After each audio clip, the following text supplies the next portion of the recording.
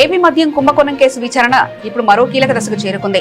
గత ప్రభుత్వ హయాంలో చక్రం తిప్పిన ఇద్దరు కీలక అధికారులపై న్యాయ విచారణ జరిపేందుకు సిట్ వేగంగా అడుగులు వేస్తుంది. మద్యం కుంభకోణం కేసులో నిందితులుగా ఉన్న మాజీ ఐఏఎస్ అధికారి ధనంజయ రెడ్డి, ఐఆర్టీఎస్ అధికారి వాసుదేవ్ రెడ్డిలను ప్రాసిక్యూషన్ చేసేందుకు అనుమతి ఇవ్వాలని కోరుతూ సంబంధిత విభాగాలకు సిట్ అధికారులు లేఖలు రాశారు.